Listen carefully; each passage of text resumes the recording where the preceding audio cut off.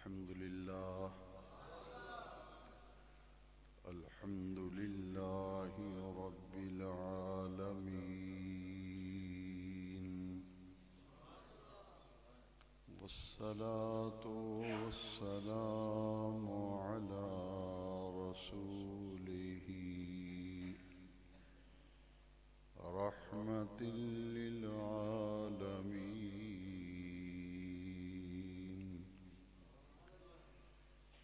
شفيع المذنبين خاتم النبيين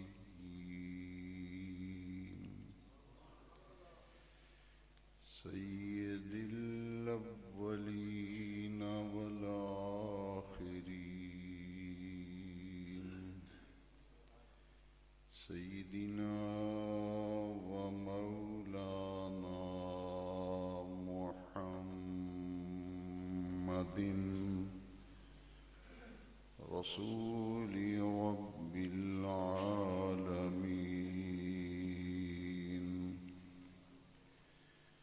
وعلى آله وصحبه أجمعين.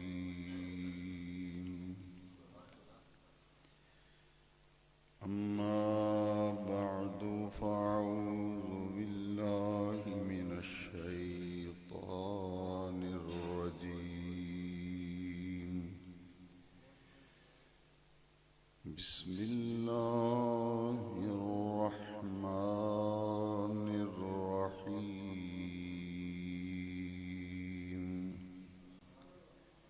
ثم دنا فتدلى فكان قاب قوسين أو أدنى.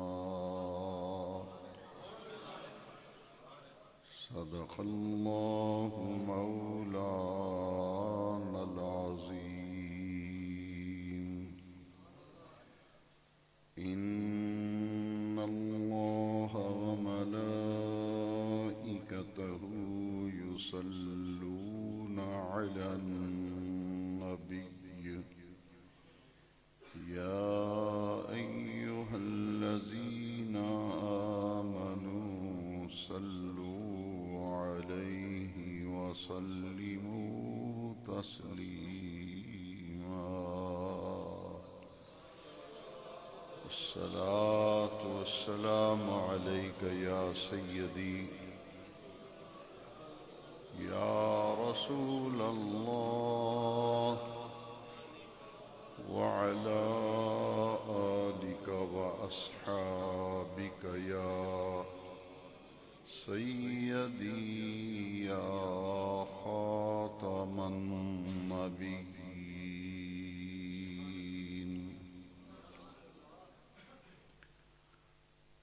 اللہ رب العزت کے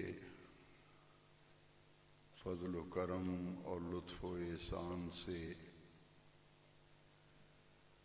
معراج النبی صلی اللہ علیہ وسلم کے مبارک اور مقدس موضوع پر گزشتہ جمعات مبارکہ میں گفتگو کرنے کی سعادت حاصل کی گئی اور قرآن مجید کے 15ویں پارے کی پہلی آیت مقدسہ کی روشنی میں معراج النبی صلی اللہ علیہ وسلم کے حوالے سے تفسیری نکات آپ کی خدمت میں پیش کرنے کی سعادت حاصل کی گئی. پچھلے خطابات میں آپ سن چکے ہیں معراج النبی صلی اللہ علیہ وسلم کا اجمالاً ذکر اللہ کریم نے قرآن مجید میں 2 مقامات پر فرمایا اور اس کی تفصیلات احادیث مبارکہ کے اندر موجود ہیں۔ کسی ایک حدیث میں سیر معراج کی تفصیل نہیں، بلکہ مختلف احادیث میں سیر معراج کے مختلف واقعات کو، مختلف پہلوؤں کو حضور نبی کریم صلی اللہ علیہ وسلم نے خود بیان فرمایا۔ رجب المرجب شریف کی 27 تاریخ کو معراج ہوئی، اور نبی کریم صلی اللہ علیہ وسلم معراج شریف سے جب واپس تشریف لائے تو آقا کریم صلی اللہ علیہ وسلم نے مختلف مواقع پر سننے والوں کی ذہنی سطح کے مطابق مختلف اوقات میں سیر معراج کے بارے میں کلام فرمایا، گفتگو فرمائی۔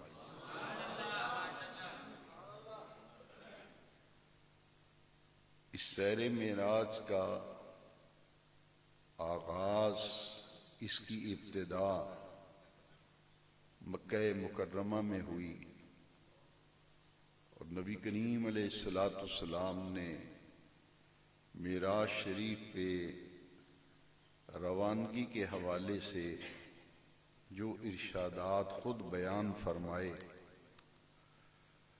وہ بخاری شریف کی مشہور و معروف حدیث ہے، اور بخاری شریف کی حدیث کا نمبر ہے 3887۔ اس حدیث میں نبی کریم علیہ السلام نے فرمایا کہ میں رجب المرجب کی 27ویں شب کو بیت اللہ کے قریب حتیم میں لیٹا ہوا تھا۔ حضور فرماتے ہیں کہ میں آرام کر رہا تھا کہ اس حال میں اچانک جبریل آئے، اور میں نے دیکھا کہ ان کے ساتھ ملائکہ کی کثیر جماعت ہے۔ میکائیل ہیں، اسرافیل ہیں، عزرائیل ہیں، 70 ہزار ملائکہ لے کر حضور کی خدمت میں حاضر ہیں، اور جبریل امین نے حضور نبی کریم صلی اللہ علیہ وسلم کو آنے کا مقصد بیان کیا کہ آج اللہ رب العزت نے مجھے بھیجا ہے، اور اکیلے نہیں بھیجا، 70 ہزار ملائکہ بھی میرے ساتھ بھیجے ہیں، اور جنت سے ایک سواری بھی میں لے کر حاضر ہوا ہوں۔ نبی کریم صلی اللہ علیہ وسلم بیدار ہوئے، اور حضور نے ارادہ طہارت فرمایا۔ جبریل امین حضور نبی کریم صلی اللہ علیہ وسلم کو جنت کے سونے، یاقوت، چاندی اور زمرد کے برتن جو ہیں ان میں آب زمزم لے کر نبی کریم علیہ السلام کے سینہ اقدس کو یہاں گلے سے لے کے ناف تک حضور کے سینہ اقدس کو کھولا۔ یہ بخاری شریف کی حدیث نمبر 3887 حدیث نمبر ہے، جس میں حضور خود بیان فرما رہے۔ اسے کہتے ہیں شق صدر۔ یہ معجزات میں سے ایک عظیم معجزہ جو ہے وہ شق صدر ہے نبی کریم علیہ السلام کا، یعنی حضور کے سینہ اقدس کو کھولا گیا، اور حضور کے قلب انور دل اقدس کو اپنی جگہ سے نکال کر سونے کے طشت میں رکھ کر جبریل امین نے آب زمزم سے حضور کے قلب انور کو دھویا، اور دھونے کے بعد حکمت اور انوار کے وہ خزانے جو اللہ کریم نے جبریل امین کو دے کے بھیجا تھا، وہ حضور کے قلب انور کے اندر ان حکمتوں کو، ان انوار کو انڈیلا گیا، اور حضور کے قلب اطہر کو انگلی کے اشارے سے حضرت جبریل امین نے دوبارہ اپنی جگہ پہ، پوری کیفیت وہی ہو گئی جو پہلے تھی۔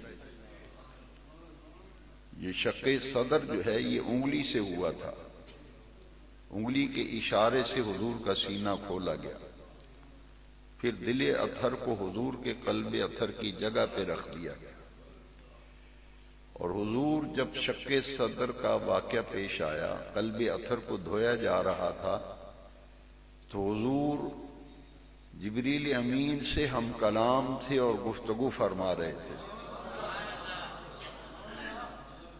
ہم اپنی زندگی کی بقا اور سلامتی کے لیے دل کی دھڑکنوں کے محتاج ہیں، لیکن نبی کریم علیہ السلام کا قلب اطہر نکال کر شق صدر کیا جانا اور حضور کا ہم کلام ہونا، یہ حضور کے معجزات میں سے ایک محتمم بشان معجزہ ہے۔ اس حدیث شریف سے معلوم ہوا کہ شق صدر میں طہارت میں جو پانی استعمال کیا گیا وہ زمزم تھا۔ برتن جنت سے آئے لیکن جنت کے پانیوں میں سے کوئی پانی نہیں لایا گیا۔ اگر برتن جنت سے آئے ہیں تو کوثر کا پانی آ جاتا، تسنیم کا پانی آ جاتا، وہ تو شق صدر میں استعمال ہی نہیں ہوا، اس لیے کہ رب تعالی بتانا یہ چاہتا ہے کہ زمزم وہ مبارک اور مقدس پانی ہے جو جنت کے تمام پانیوں سے افضل ہے۔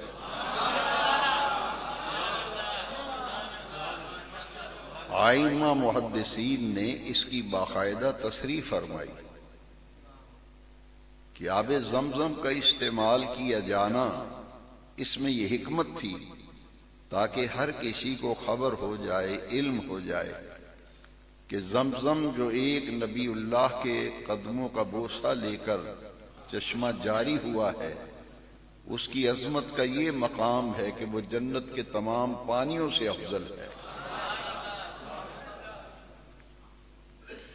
قلب انور کو اپنی جگہ پہ رکھا گیا، اور پھر نبی کریم علیہ السلام، یہ بخاری شریف کی حدیث پڑھ رہا ہوں، 3887 حدیث نمبر ہے۔ حضور فرماتے ہیں پھر مجھے سواری پیش کی گئی، اور وہ سواری جو ہے براق اس کا نام ہے،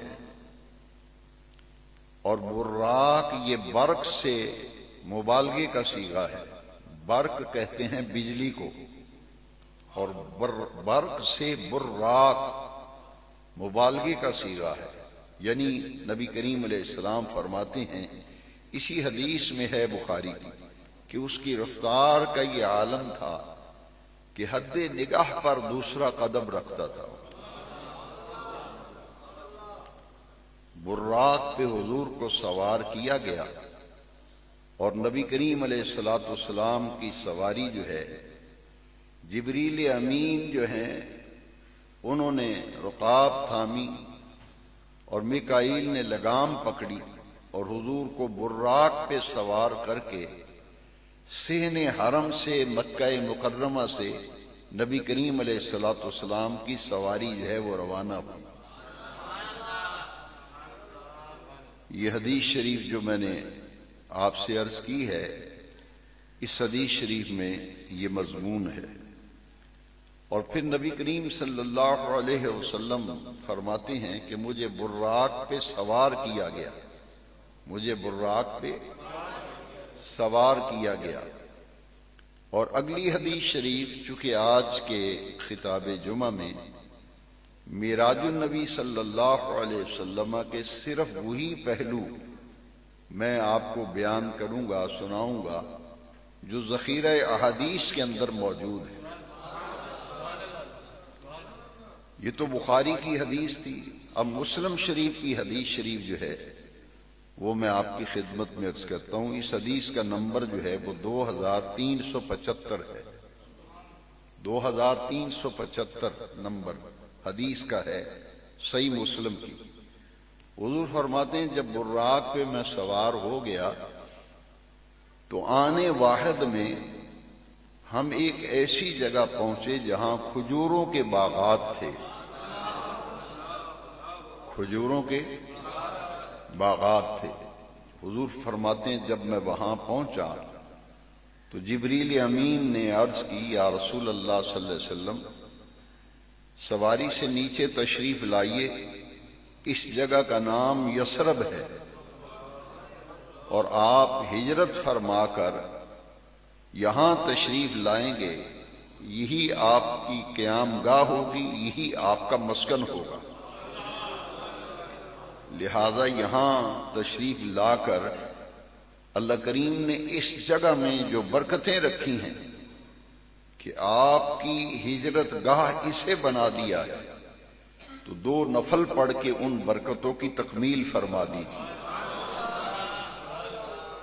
تو حضور نبی کریم صلی اللہ علیہ وسلم نے یہاں 2 رکعت نماز ادا فرمائی۔ یہ مسلم شریف کی جو حدیث نمبر 2375 ہے، اس میں حضور خود بیان فرما رہے ہیں کہ یہاں میں نے 2 رکعت نماز پڑھی، میں نے دیکھا کھجوروں کے باغات تھے، اور پھر حضور کو براق پہ سوار کیا گیا اور حضور کی سواری وہاں سے چلی۔ میں نے عرض کیا ہے کہ بجلی کی رفتار جو ہے وہ دیکھ لیجئے کتنی ہے، اور پھر اس سے بھی مبالغے کا صیغہ ہے براق۔ حضور فرماتے ہیں پھر ایک جگہ ایسی آئی کہ حضرت جبریل امین نے براق کو روکا اور حضور سے عرض کیا کہ اس جگہ سے آپ پھر نفل ادا فرمائیے، 2 رکعت نماز پڑھیے، اور یہ وہ جگہ ہے جہاں حضرت عیسیٰ علیہ السلام کا میلاد ہوا تھا، ان کی پیدائش، ان کی ولادت، ان کا میلاد ہوا تھا۔ یہاں 2 نفل پڑھی، بیت اللحم اس جگہ کا نام۔ حضور فرماتے ہیں کہ میں براق سے اترا اور میں نے 2 رکعت نماز وہاں ادا فرمائی۔ پھر براق پیش کیا گیا کہ حضور یہاں اگر یثرب میں، جسے آج مدینہ منورہ کہتے ہیں، مدینہ طیبہ کہتے ہیں، وہاں حضور نے جو نماز پڑھی وہ برکتیں حاصل کرنے کے لیے نہیں تھی، بلکہ ان برکتوں کی تکمیل کرنا مقصود تھا، اس لیے حضور نے وہاں نماز پڑھی۔ اسی طرح حضرت عیسیٰ علیہ السلام کی ولادت و پیدائش و میلاد کی جگہ حضور کا نماز پڑھنا یہ برکتیں حاصل کرنے کے لیے نہیں تھا، بلکہ اس جگہ میں جو برکتیں تھیں ان برکتوں کی تکمیل مقصود تھی، اس لیے حضور نے وہاں بھی 2 نفل پڑھے۔ حضور فرماتے ہیں کہ نفل پڑھنے کے بعد پھر براق پہ مجھے سوار کیا گیا، اور پھر حضور نبی کریم علیہ السلام فرماتے ہیں کہ بڑی تیزی سے براق چلا اور ایک جگہ آئی جس کا نام ہے کثیب احمر۔ یہ مسلم شریف کی حدیث میں آپ کو سنا رہا ہوں۔ یہاں حضرت موسیٰ کلیم اللہ علیہ السلام کی قبر تھی۔ یہ مسلم شریف کی حدیث سنا رہا ہوں۔ حضور نے فرمایا مررت بقبر موسیٰ فاذا هو قائم یصلی فی قبرہ۔ معراج پہ جاتے ہوئے حضرت عیسیٰ علیہ السلام کی پیدائش کی جگہ وہاں سے جب آگے بڑھا تو کثیب احمر میں حضرت موسیٰ کلیم اللہ علیہ السلام کی قبر کے قریب سے میں نے گزر ہوا میرا تو میں نے دیکھا کہ قبر کے اندر کلیم اللہ حضرت موسیٰ علیہ السلام کھڑے ہو کے نماز ادا فرما رہے ہیں۔ وہاں پھر حضور نے وہاں بھی نماز پڑھی، اور پھر نبی کریم صلی اللہ علیہ وسلم مسجد اقصیٰ جب تشریف لے گئے تو حضور فرماتے ہیں کہ مسجد اقصیٰ میں آنے واحد میں ہم پہنچ گئے۔ وہاں مسجد اقصیٰ کا وہ حصہ اور وہ جگہ اور وہ مقام جہاں انبیاء کرام علیہم التسلیمات اپنی سواریاں باندھا کرتے تھے، حضور فرماتے ہیں کہ جبریل امین نے اپنی انگلی سے ایک پتھر میں اشارہ کیا اور اس میں سوراخ ہو گیا، اور وہاں براق کو باندھا حضرت جبریل امین نے، اس جگہ پہ براق کو چھوڑا۔ حضور فرماتے ہیں کہ مسجد اقصیٰ میں جب میں اندر داخل ہوا تو میں نے دیکھا کہ حضرت آدم سے لے کے حضرت عیسیٰ تک تمام انبیاء کرام علیہم التسلیمات حضور کے استقبال کے لیے مسجد اقصیٰ میں موجود تھے۔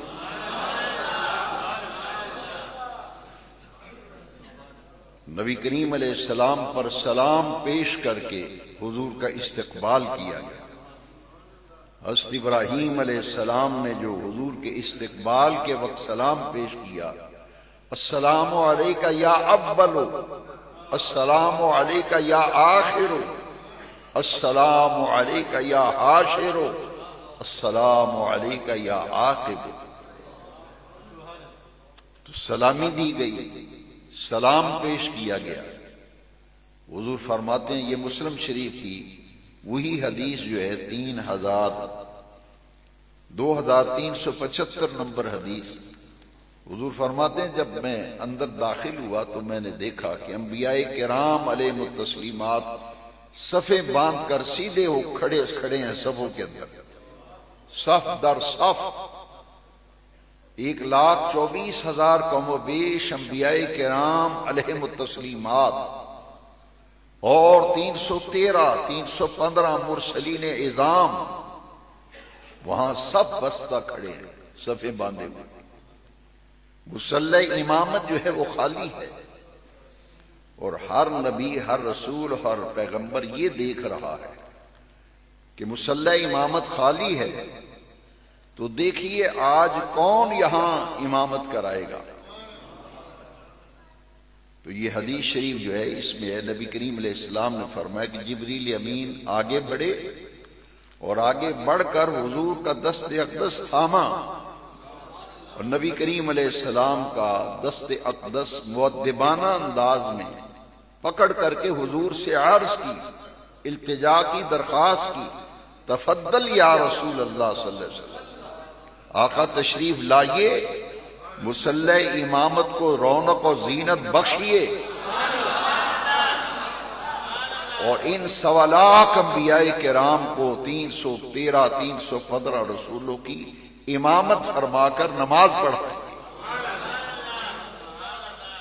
1.25 لاکھ انبیاء اور 313 اور 315 رسول سب کے سب مقتدی تھے شب معراج، اور میرے نبی کریم علیہ السلام مقتدا تھے، امام الانبیاء، مصلی امامت پہ جلوہ گر ہیں، اور تمام انبیاء کرام و مرسلین اعظام حضور کی اقتداء میں نماز پڑھتے ہیں۔ ان تمام انبیاء کرام کو آج امتی بحث کرتا ہے کہ نبی قبر میں زندہ ہیں یا نہیں، جبکہ مسلم شریف کی یہ حدیث شریف 2375 بتا رہی ہے کہ انبیاء کرام اپنی قبور مقدسہ سے لے جائے گئے، اور کہاں لے جائے گئے؟ مسجد اقصیٰ میں۔ عقل انسانی جو کچھ دیکھتی ہے وہ عالم اسباب کے تحت دیکھتی ہے، مگر رب کریم کی ذات تو عالم اسباب کی پابند نہیں ہے، وہ تو قادر مطلق ہے۔ جو بات انسان کے لیے مشکل ہے وہ اللہ کے لیے مشکل نہیں ہے۔ پھر یہ بے وقوف لوگ ہیں جو یہ کہتے ہیں کہ حضور کیسے گئے، انبیاء کیسے آئے؟ وہی حدیث شریف میں بتا رہا ہوں، مسلم شریف کی، اللہ کے لیے یہ مشکل، وہ تو صرف ارادہ فرماتا ہے، آپ کام کریں تو ہوتا ہے، ہم کام کریں تو وہ کام ہوتا ہے، اللہ کریم صرف ارادہ فرماتا ہے۔ آپ شاید سمجھے نہیں، اللہ کریم صرف ارادہ فرماتا ہے اور وہ چیز ہو جاتی ہے۔ میں نہیں کہتا اذا اراد شیئا ان یقول له کن فیکون،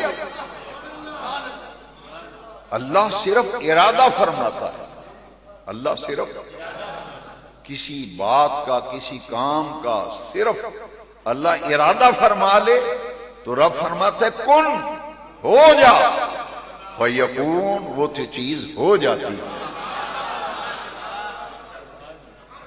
اللہ کے لیے مشکل نہیں، ہم اور آپ اسباب کے محتاج ہیں، وہ تو صرف ارادہ فرماتا ہے۔ اور اسی ذات نے انبیاء کرام کو مسجد اقصی میں اسی جسم عنصری کے ساتھ قبور مقدسہ سے مسجد اقصی میں جمع فرمایا، اور نبی کریم علیہ السلام کو بلوا کر مصلی امامت پہ جلوہ گر فرما کر پھر انبیاء کرام کو نماز پڑھوائی کہ حضور مقتدا بنے اور سارے انبیاء حضور کے مقتدی بنے۔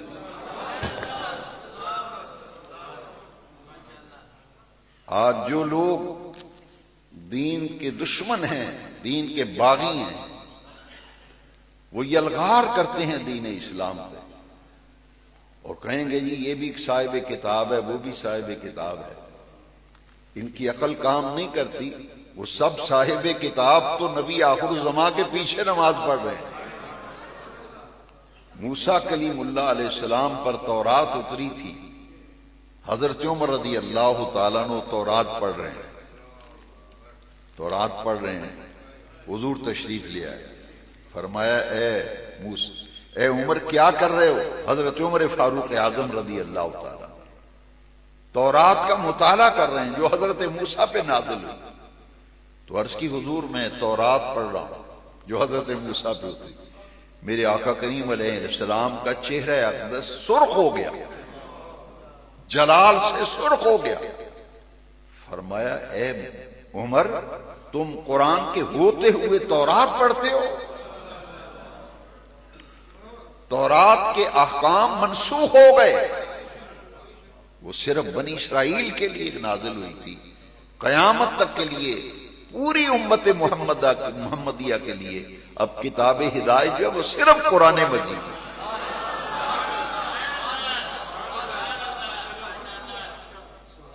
حضور فرماتے ہیں میں نے نماز پڑھائی اور نماز کے بعد حضور نے تمام انبیاء کرام نے خطاب بھی فرمائے، انبیاء کرام نے خطبے ارشاد فرمائے، ہر نبی نے۔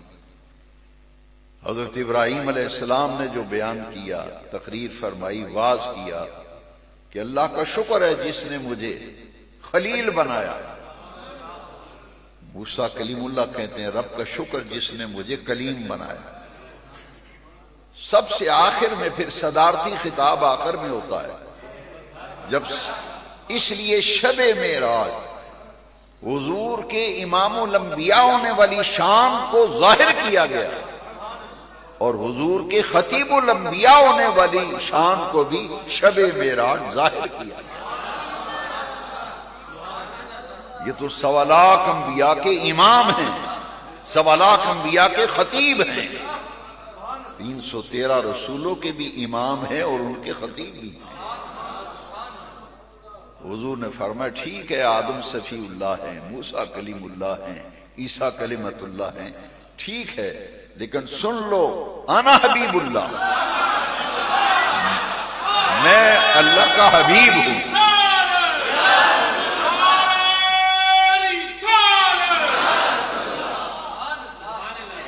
میں اللہ کا حبیب ہوں۔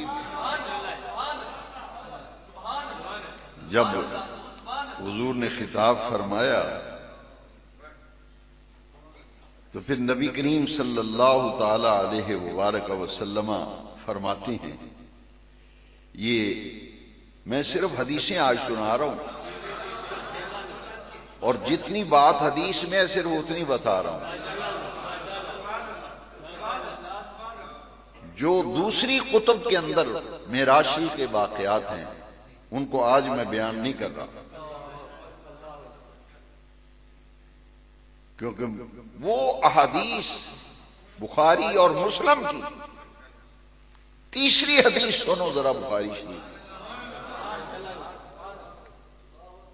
اور یہ یاد رکھیں کہ واقع معراج کی تفصیلات جن احادیث کے اندر موجود ہیں، میں پوری ذمہ داری سے کہہ رہا ہوں، نہ 29 نہ 31، پورے 30 جلیل القدر صحابہ کرام سے حدیث معراج مروی، میں ذمہ داری سے کہہ رہا ہوں، نہ 29 نہ 31، پورے 30 جلیل القدر اجلہ صحابہ کرام سے حدیث معراج مروی ہے۔ ان میں سے بخاری شریف کی حدیث جو ہے 3887 نمبر حدیث ہے جو اب میں سنانے لگا ہوں۔ اس حدیث میں نبی کریم صلی اللہ تعالی علیہ وسلم نے فرمایا، جب نماز سے فراغت ہو گئی، نماز سے میں وہ واقعات کوئی بیان کر رہا، ممکن ہے آپ کے ذہن میں خیال آئے کہ ہم نے فلاں خطیب سے یہ سنا، فلاں مولوی سے یہ سنا ہے، تو میں اس کی وضاحت کر رہا ہوں، میں صرف جتنی بات حدیث میں ہے میں صرف اتنی سنا رہا ہوں، باقی کتب حدیث کے اندر جو واقعات ہیں وہ کسی اور موقع کے لیے چھوڑ رہا ہوں۔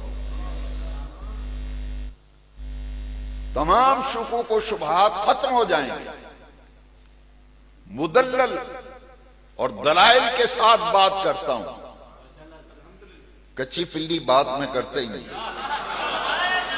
آپ بے شک کہیں کہ آسی بیان کرتا ہے، سفیان کرتا ہے، فلانا زید بکر بیان کرتا ہے، بڑا وائرل ہوتا ہے، 100 مرتبہ وائرل ہو، میں کچی بات کرتا ہی نہیں جس کی دلیل ہی نہیں، جس بات کی دلیل ہی نہیں۔ آپ بے شک بھلے 60,000 بھر کے سنتے پھریں، مجھے کوئی اعتراض نہیں، میں صرف اتنی بات بتاتا ہوں جتنی قرآن حدیث سے مجھے ملتی ہے، کسی کو پسند آئے نہ پسند آئے، ہم کسی کو راضی کرنے کے لیے میں واضح نہیں کرتا، کوئی 100 مرتبہ ناراض ہوتا ہے تو ہو جائے، میں صرف یہ چاہتا ہوں کہ رب رسول راضی رہے، اللہ رسول راضی رہے۔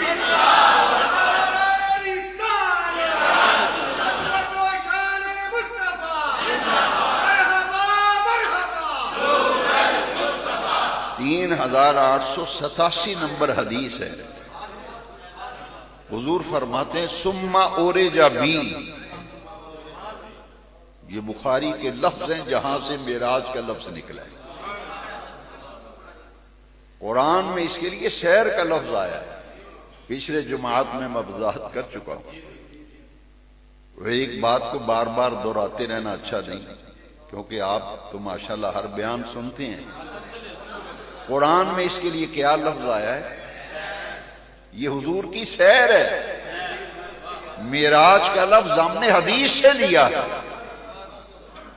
ثم اورج بی، حضور فرماتے ہیں پھر مجھے اٹھایا گیا، اوپر لے جایا گیا، ثم اورج بی، اور کتنا وقت لگا؟ حضور فرماتے ہیں بس چشم زدن میں پہلے آسمان پہ پہنچ گیا۔ جی کیسے گئے، جی کیسے گئے؟ وہ جو تیرے لیے میرے لیے ناممکن ہے، رب تو قادر مطلق ہے۔ کیسے گئے اس کا جواب یہ ہے جیسے رب لے گیا ویسے حضور گئے بس۔ یا تو آیت نہیں ہے، اگر آیت ہے تو مانو، تم اپنی ناقص عقل سے سوچتے ہو، وہ تو قادر مطلق ہے، جیسے رب نے چاہا محبوب کو لے گیا۔ اور کیسے لے گیا؟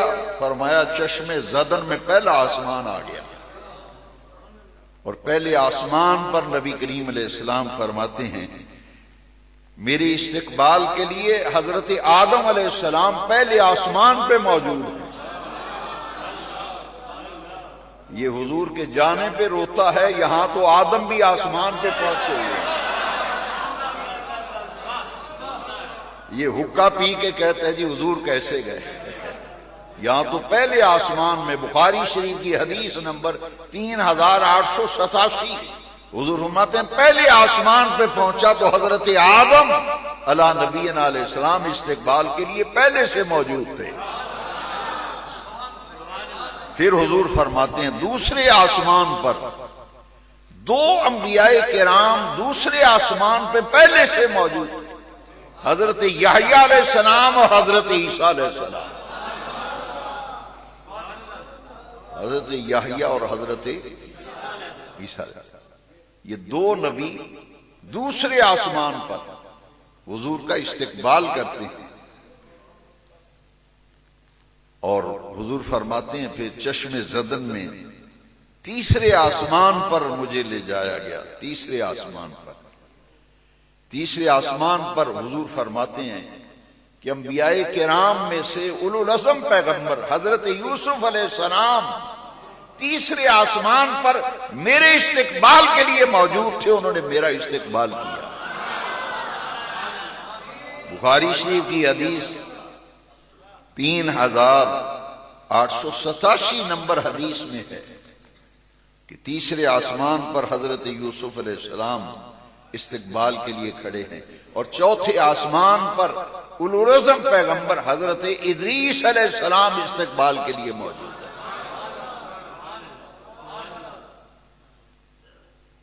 چوتھے آسمان پر حضرت ادریس علیہ السلام موجود ہیں. اور پھر نبی کریم صلی اللہ تعالی علیہ وسلم ارشاد فرماتے ہیں کہ حضرت موسیٰ کلیم اللہ علیہ السلام حضرت موسیٰ علیہ السلام میرے استقبال کے لیے کھڑے ہیں اور مجھے مرحبا کہا، میرا استقبال کیا. پھر حضور فرماتے ہیں آنے واحد میں مجھے اوپر لے جایا گیا اور ساتویں آسمان پر حضرت ابراہیم علیہ السلام استقبال کے لیے موجود ہیں.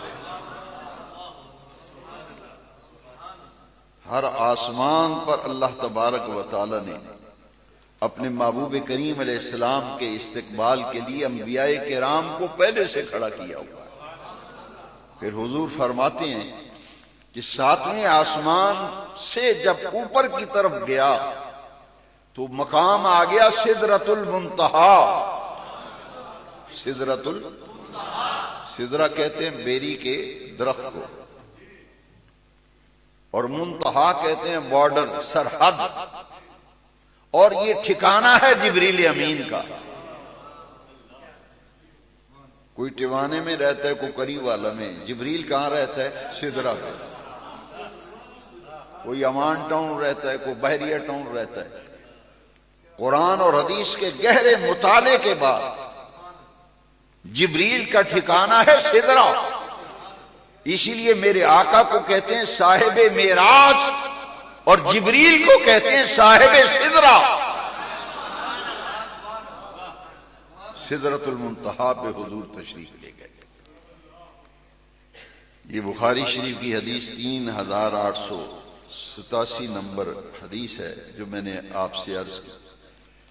جب حضور یہ حدیث مبارک مکمل ہو گئی، اب اگلا حصہ جو ہے وہ ہے بخاری شریف کی حدیث نمبر ہے 7517 نمبر. اس میں نبی کریم صلی اللہ تعالی علیہ وسلم فرماتے ہیں کہ شب معراج جبریل امین سدرہ پہ رہ گئے تھے اور حضور سدرہ سے بھی اوپر کی طرف پرواز کر گئے. اور اس کا ذکر قرآن مجید کی سورہ النجم کے اندر حضور کی سماوی سیر کا ذکر ہے، آسمانی سیر کا ذکر ہے. اور جب میرے آقا کریم علیہ السلام سدرہ سے آگے بڑھنے لگے تو تفسیر روح البیان میں امام اسماعیل لکی علیہ رحمہ نے 15ویں پارے کی پہلی آیت آیہ اسراء کی تفسیر میں لکھا ہے کہ جب حضور اوپر کی طرف جانے لگے تو جبریل کی طرف حضور نے دیکھا، چونکہ لینے آئے تھے نا، جبریل نے ہاتھ باندھ کے عرض کی لو دنوت انملتن لترکتو، یہ تفسیر روح البیان پڑھ رہا ہوں۔ امام اسماعیل حقی فرماتے ہیں کہ جبریل نے کہا حضور اگر ایک انگلی کے پورے کے برابر بھی یہاں سے اوپر کی طرف گیا، انوار الہیہ تجلیات ربانیہ مجھے جلا کر راکھ کر دے گی، میں اوپر جانے کی مجال نہیں رکھتا۔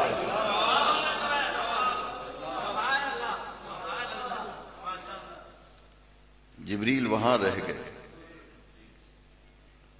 اور پھر تفسیر روح البیان میں امام اسماعیل حقی علیہ رحمہ نے یہ بات لکھی، اور تفسیر روح المعانی علامہ محمود آلوسی حنفی بغدادی نے اسی آیہ اسراء کی تفسیر میں لکھا ہے۔ علامہ محمود آلوسی حنفی بغدادی تفسیر روح المعانی میں لکھتے ہیں کہ حضور نبی کریم علیہ السلام جب سدرہ سے آگے بڑھے تو حضور نے خود ارشاد فرمایا کہ اللہ تبارک و تعالی کے قرب خاص میں مجھے لے جایا گیا اور میں نے اپنی آنکھوں سے اپنے رب کا دیدار کیا۔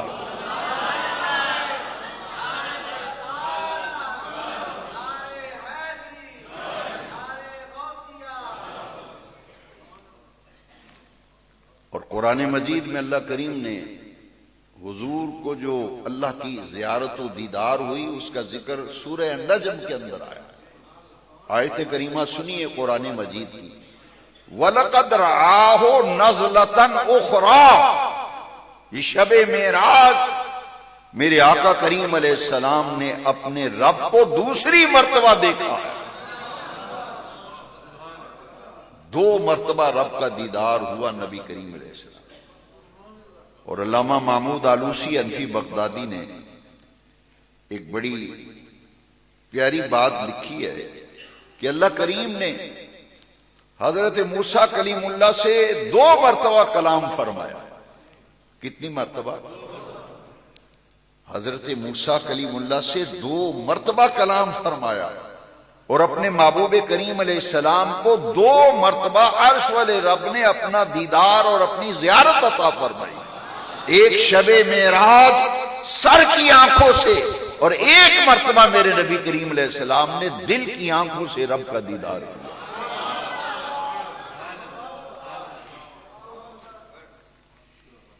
یہ ذخیرہ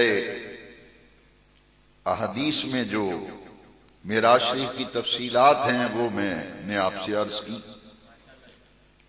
اب مسلم شریف، اور مسلم شریف کی حدیث نمبر ہے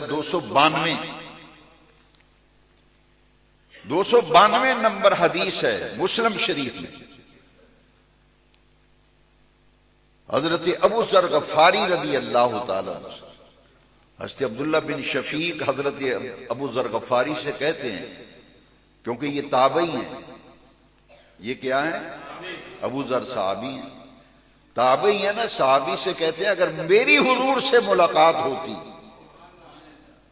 تابعی وہ ہوتا ہے جس نے صحابی کی زیارت کی، حضور سے ملاقات نہ ہوئی ہو، صحابہ کو دیکھا۔ عبداللہ بن شفیق کہتے ہیں کہ اگر میں حضور کی زیارت سے مشرف ہوتا تو میں نے حضور سے ایک بات پوچھنی تھی۔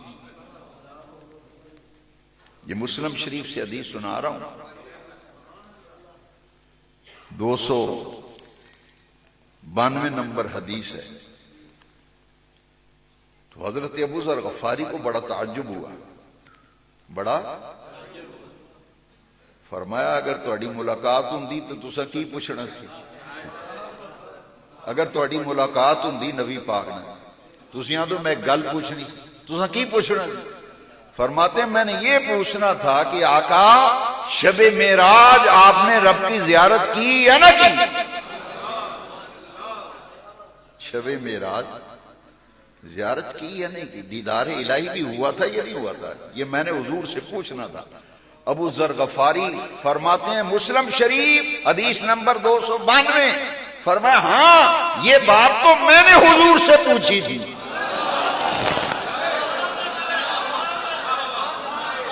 یہ بات میں نے حضور سے پوچھی تھی کہ آقا شب معراج جب لامقام پہ حریم خلوت میں آپ جلوہ گر ہوئے، کیا رب کی بھی زیارت ہوئی یا نہیں ہوئی؟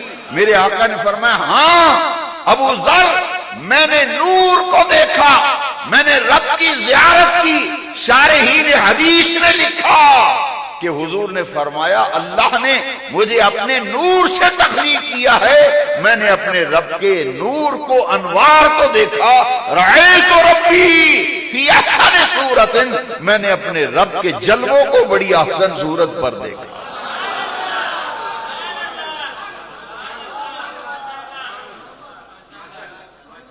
قرآن نے فرمایا وَلَقَدْ رَآهُ نَزْلَةً أُخْرَىٰ، دیدار الہی سے مشرف ہوئے.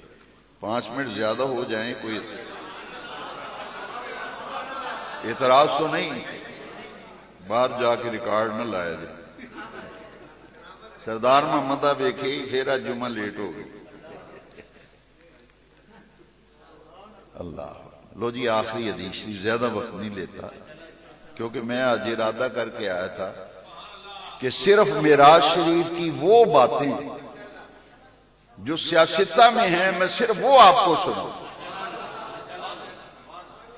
یہ آخری حدیث سن لیں، حدیثیں تو اور بھی لیکن پھر کسی محفل میں. یہ حدیث شریف جو ہے یہ بھی بخاری شریف میں ہے جو اب آخری حدیث سنانے لگا ہوں. کس کتاب میں ہے؟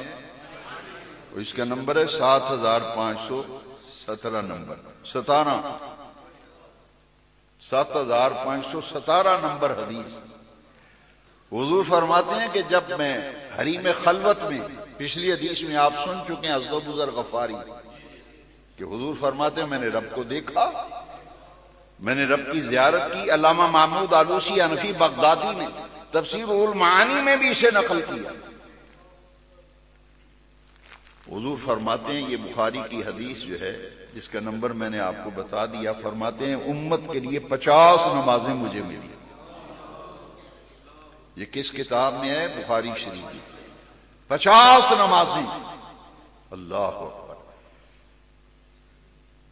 چھٹی آسمان پر حضرت موسیٰ کلیم اللہ، یہ بخاری کی حدیث ہے، انہوں نے حضور کو مبارک دی معراج شریف کی اور پوچھا کہ امت کے لیے کیا تحفہ ملا. فرمایا 50 نمازیں.